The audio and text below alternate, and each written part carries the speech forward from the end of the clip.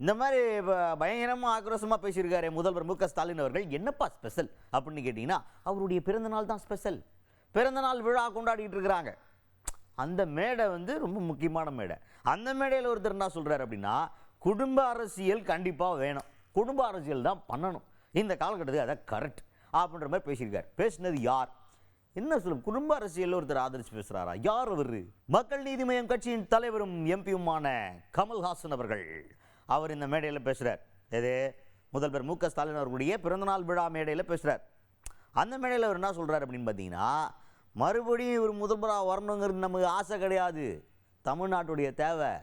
அதனால் அவர் வர்றதுக்காக பிரார்த்தனை பண்ணால் மட்டும் பத்தாது, இறங்கி வேலை பார்க்கணும். இதை நான் மக்கள் நீதி மய்யம் கட்சிக்கும் சொல்கிறேன் அப்படின்னு அவங்க கட்சிக்கு ஒரு அட்வைஸை போட்டார்.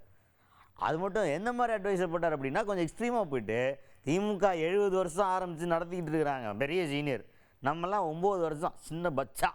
அப்போ நீ என்ன பண்ணணும்? பின்னாடி இருக்க திமுகலேருந்து பிட் அடிக்கணும்.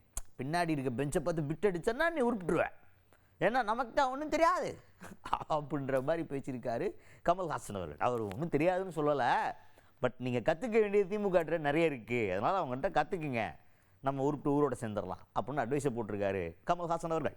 வர வேண்டும் அடுத்த முறையும் என்பது வெறும் ஆசை அல்ல, தேவை.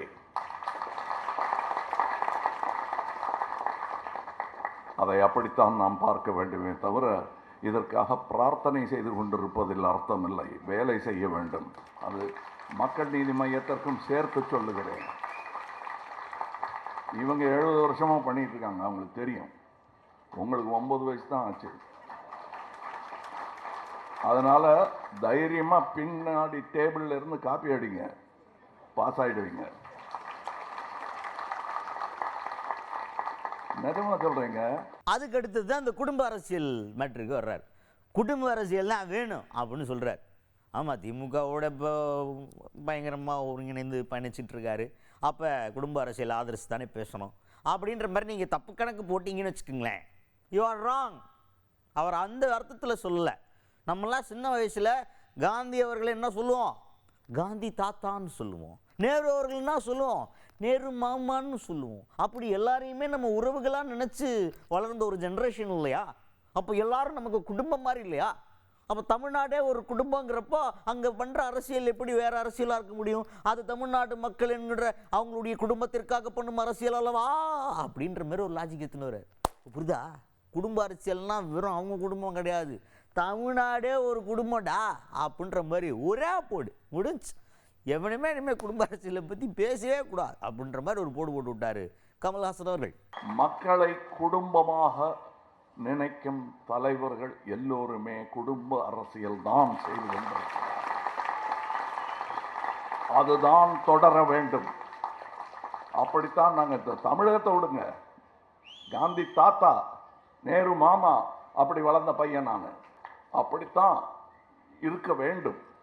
நீ ஒரு கட்சி நான் ஒரு கட்சின்னு பேசிட்டே இருந்தேன்னா அது 5 வருஷத்துக்கு ஒரு வாட்டி பேசலாம். ஒரு இனம் பேசுகிறது, அந்த குரல் டெல்லிக்கு கேட்க ஆரம்பித்து விட்டது. நடுவில் கொஞ்சம் தொய்வு இருந்தது. அண்ணா போட்ட அந்த குரல் கூக்குரல்லாம் கிடையாது, பட் சாட்டை அடி. அது அதை கேட்பதற்கு அந்த செவிகளை திறந்து விட்டது அண்ணா என்பேன் நான்.